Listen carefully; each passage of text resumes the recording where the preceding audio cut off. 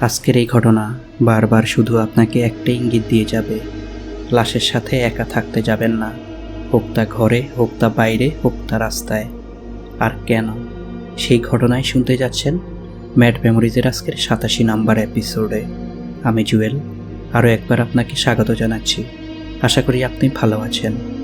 আজকের ঘটনাটা যিনি আমাদের সাথে শেয়ার করলেন, উনি নাম প্রকাশ অনিচ্ছুক।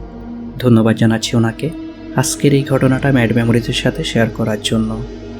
চাইলে আপনিও শেয়ার করতে পারেন আপনার জীবনে ঘটে যাওয়া যে কোনো ভয়ানক ঘটনা, আর তা পাঠান madmemories@gmail.com বা ফেসবুক পেজে।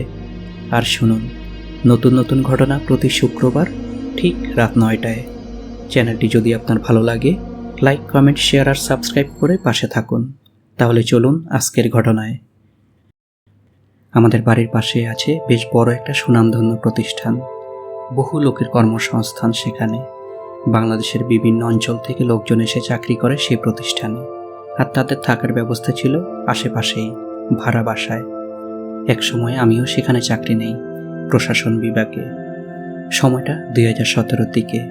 আমাদের প্রোডাকশন ডিপার্টমেন্টের একজন সুপারভাইজার, ওনার বাড়ি ছিল ময়মনসিংহ ভালুকায়। থাকতো আমাদের প্রতিষ্ঠানের পাশেই একটা ভাড়া বাসায়। একা একাই একটা রুম নিয়ে থাকতো। ছোট বুয়া ছিল, এসে রান্না করে দিয়ে যেত। যতদূর জানা যায় ঠিক ঘটনার আগের দিন উনি ডিউটি শেষ করে বাসায় ফিরে খেয়ে দিয়ে ঘুমিয়ে পড়েন। পরদিন ঠিক সকাল 7টার দিকে কাজের বুয়া আসলেন রান্না করার জন্য। ওনার দরজায় বারবার নক করে ওনার সাড়া না পেয়ে ভাবলেন হয়তো ওনারা ছুটি, তাই ঘুমাচ্ছেন। পরে আবার এসে উনি রান্না করে দিবেন এই ভেবে বুয়াটা তখনকার মতো চলে যান। আবার দুপুরবেলায় ঠিক 12টায় বুয়া এসে দেখলেন তখনও সেই সুপারভাইজারের দরজাটা ভিতর থেকে আটকানো। বুয়া আবারও দরজা পেটালেন, কিন্তু কোনো সাড়া শব্দ নেই। এবার যেন বুয়ার কিছু একটা সন্দেহ হতেই উনি আশেপাশের লোকজন সহ বাড়িওয়ালাকেও ডেকে আনলেন। সবাই মিলে ডাকাডাকি করলো, দরজা পেটালো, কিন্তু ভেতর থেকে কোনো সাড়া শব্দ নেই। জানলাও সব বন্ধ। যে উকি দিয়ে দেখবে ভেতরে লোকটা করছেটা কি, তাও দেখার জো নেই। সকল চেষ্টা ব্যর্থ হওয়ার পর বাড়িওয়ালা সিদ্ধান্ত দিলেন দরজা ভাঙার। দরজা ভাঙা হলো, আর রুমে ঢুকতেই সুপারভাইজারকে পাওয়া গেল তার খাটের এক পাশে মাটিতে পড়ে থাকতে। মুখে সাদা ফেনা বেরিয়ে আছে। শরীরে হাত দিতেই পুরো শরীর ঠান্ডা, বরফের মতো শক্ত হয়ে গেছে।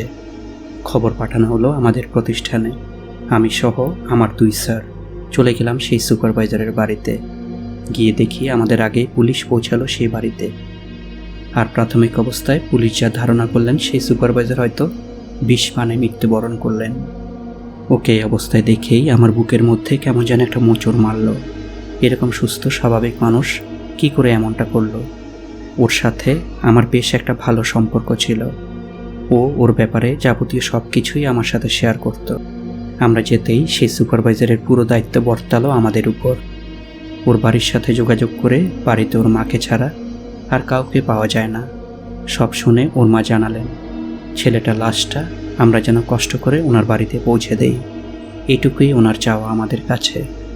এরই মধ্যেই আমাদের প্রতিষ্ঠানের বড় স্যারের ফোন। উনি সব শুনে আমাদের বললেন যেখানে যা করার প্রয়োজন সব ব্যবস্থা করে যেন যেভাবেই হোক আমরা লাশটাকে যেন তার মায়ের কাছে পৌঁছে দেই। তারপর পুলিশ লাশটাকে নিয়ে চলল থানায়, সাথে আমরাও গেলাম। ডায়েরি হলো। তারপর লাশ নিয়ে যাওয়া হলো হসপিটালে ময়নাতদন্তের জন্য। চললাম হসপিটালে। দেখলাম বেশ কয়েকটা লাশের ময়নাতদন্তের সিরিয়াল। ওদিকে সময় গড়িয়ে তখন প্রায় সন্ধ্যা 7টা। টাকা দিয়ে ডোমকে ম্যানেজ করে ময়নাতদন্ত শেষে লাশটা যখন আমাদের হাতে পেলাম তখন রাত প্রায় 10টার উপর। আমাদের সাথে আগে থেকেই অ্যাম্বুলেন্স রেডিই ছিল। সাথে সাথে লাশটাকে তুললাম গাড়িতে। আমার সাথে থাকা 2 জন স্যার বসলেন সামনে ড্রাইভারের পাশে, আর আমাকে বসতে বললেন পেছনে লাশের সাথে, সম্পূর্ণ একা। হেসে জিজ্ঞেস করলেন লাশের সাথে বসতে কোনো সমস্যা হবে না তো? আমিও হেসে জবাব দেই, কি বলেন স্যার, আমাকে কি এতই ভীতু মনে হয়? লাশের 2 পায়ের বৃদ্ধা আঙ্গুল একটা দড়ি দিয়ে বাঁধা, মুখটাও বাঁধা, আর নাকে তুলো গোজা। 2 হাত সোজা করে কোমরের উপর রেখে লাশের গায়ের উপর একটা চাদর দিয়ে শোয়ানো হলো গাড়ির মধ্যে লাশের ট্রেতে। আর সেই সাদা চাদরের উপর দিয়ে লাশের ট্রের সাথে বেল্ট দিয়ে বাঁধা হলো ভালোভাবে, যাতে রাস্তার ঝাঁকুনিতে লাশের কোনো ক্ষতি বা পড়ে না যায়। গাড়িটা চলতে শুরু করলেই স্যাররা সামনে থেকে আমাকে জিজ্ঞেস করলেন আমার কোনো সমস্যা হচ্ছে কি না। আমি মাথা নাড়িয়ে বললাম, না, কোনো সমস্যা নেই, আমাকে নিয়ে চিন্তা করার কোনো প্রয়োজন নেই। আসলে আমার ভয় ডর লাগছে না, আর এটা তো স্বাভাবিক। আমার আত্মীয় স্বজন হলে কি আমি কিছু করতাম না? ভয় পাওয়ার কি আছে? সারাদিন বেশ খাটনি গেল। সিটে বসতেই চোখ দুটো বন্ধ করে পেছনে হেলান দিয়ে বসলাম। আমার সামনেই সোজাসুজি লাশটা রাখা। সেই নরসিংদী থেকে গাজীপুর চৌরাস্তা হয়ে গাড়িটা যাবে ময়মনসিংহ হাইরোড ধরে সরাসরি ভালুকায়। চৌরাস্তায় যেতেই হঠাৎ স্যাররা সামনে থেকে আমাকে ডেকে বললেন, চা খাবো কিনা? আমি তখন বললাম, ইচ্ছে করছে না। সময় তো বেশি লাগবে না আর ভালুকায় যেতে, বড় জোর ঘন্টা দেড়েক, ভালুকায় গিয়ে না হয় খাই। গাড়ি আবারও চলতে শুরু করলো ভালুকার পথে। আবারও চোখ বন্ধ করলাম। চলন্ত গাড়িতে আমার বেশ ভালো ঘুম হয়। একটা ঘুমের আবেশে যেন আমার দু চোখ বুজে এলো, আর ঘুমের মধ্যেই স্বপ্ন দেখতে লাগলাম। সকালবেলায় আমি আমাদের প্রতিষ্ঠানে প্রোডাকশন ফ্লোরে ঢুকতেই সেই ফ্লোরের সুপারভাইজার আমাকে দেখেই আমার কাছে এসে এক কথায় দু কথায় একটা সময় ও আমার কাঁধে হাত রেখে গল্প করতে শুরু করলো। ওর সাথে আমার সম্পর্কটা বেশ ভালো, সব ব্যাপারেই সব আলাপ হয়।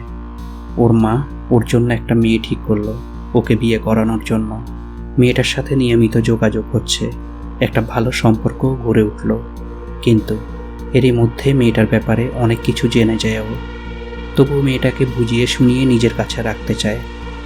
এরই মধ্যে গাড়ির একটা ঝাঁকুনিতে আমার স্বপ্নে যেন ছেদ পড়ল, আর সাথে সাথে বেশ কয়টা ঘটনা ঘটল একই সাথে। নাম্বার 1, তৎক্ষণাৎ মনের মধ্যে উকি দেয়, তাহলে এমন কি হলো যে ওকে বিষ খেতে হলো? নাম্বার 2, সাথে সাথে মনে পড়ল, আমি কাকে স্বপ্ন দেখছি? ও তো আমার সামনে মৃত, লাশ হয়ে শুয়ে আছে। নাম্বার 3, তাহলে কে আমার কাঁধে হাত রেখে আছে?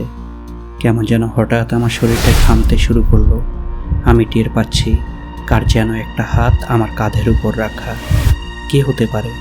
ড্রাইভার আর আমার 2 জন স্যার তো সামনে বসা, আর গাড়িটা তো চলছে। তাহলে? নাম্বার 4, আমি চোখটা খুলতেই আমার সামনে রাখা লাশের ট্রেটার উপর দেখলাম সেই সুপারভাইজার আমার সামনাসামনি বসে এক হাত আমার কাঁধের উপর দিয়ে তাকিয়ে আছে আমার দিকে। ওর পরনে সেই সাদা কাপড়, মাথায় আর মুখে সেই দড়ি দিয়ে বাঁধা, নাকে তুলো গোজা। সে অবস্থাতেই সে বসে আছে আমার সামনে, যেন আমার সাথে সে গল্প করছে। এবার আমার শরীর কাঁপতে শুরু করলো। শরীর যেন অবশ, হাত পা নাড়াতে পারছি না। বুকের মধ্যে যেন হাতুড়ি পেটা চলছে। ভয়ে মুখ দিয়ে যেন কথা বেরোচ্ছে না।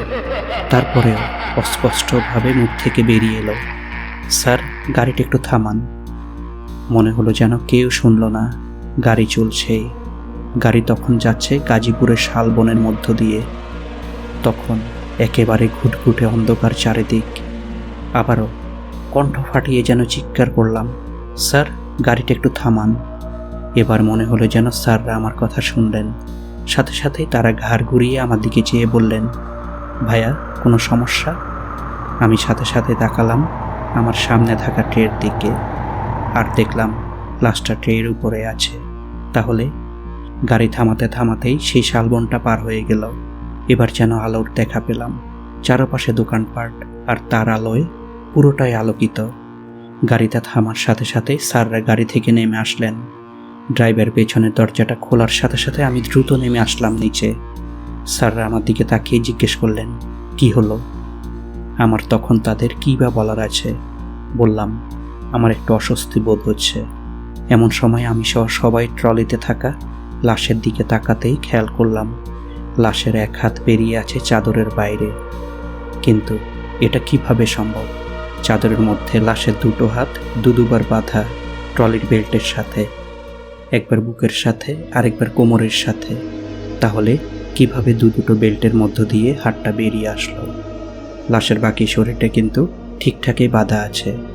সাথে সাথে ড্রাইভার লাশের কাছে গিয়ে লাশটাকে আবারও বেঁধে নিচে নেমে এসে স্যারদের বললেন, স্যাররা কেউ একজন যেন পেছনে এসে আমার সাথে বসেন, নয়তো 2 জনেই এসে যেন আমার সাথে বসেন।